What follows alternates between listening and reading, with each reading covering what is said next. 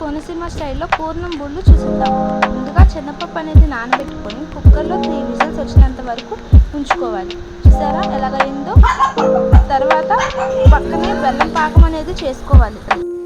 బెల్లం పాకం అనేది వడగట్టుకోవాలండి. వడగొట్టుకొని ఆ పప్పులో వేయాలి. ఏదైనా డస్ట్ పార్టికల్స్ ఉన్నా సరే పైకి తేలిపోతుంది. చూసారు కదా మేము ఇక్కడ ఎలా చేస్తున్నామో. సో అలాగ వేసుకోవాలి పప్పులోని.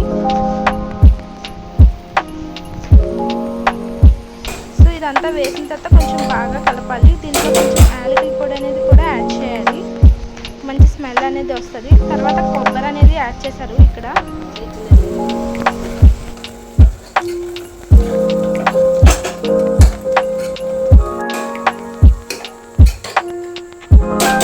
బాగా మిక్స్ చేసుకోవాలండి. మిక్స్ చేసుకున్న తర్వాత ఉండల్లా చుట్టుకోవాలి. చూసారు కదా ఇక్కడ ఎలా చుట్టుకున్నామో.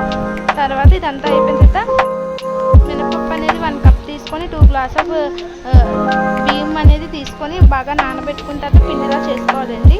తర్వాత ఆ పిండిలోని కొంచెం బెల్లం అనేది తురుముకోవాలి. బెల్లం లైట్గా సాల్ట్ అనేది యాడ్ చేసుకోవాలి. ఇవన్నీ పక్కన పెట్టుకున్న తర్వాత గిన్నెలో ఆయిల్ వేసుకొని అక్కడ మనం నానబెట్టుకున్న పప్పులోని దాంట్లోని ఉండలు అనేది వేసేసి తీసి ఆయిల్లో వేయాలండి బూరెలు. చూసారా ఎలా వేస్తున్నారో మా వదిన గారు ఇక్కడ. సో ఇంకా అది గోల్డెన్ బ్రౌనిష్ కలర్ వచ్చినంత వరకు ఉంచుకోవాలి. అదంతా అయిపోయిన తర్వాత పక్కన పెట్టుకోవడమే. Please like and subscribe my channel. Thank you.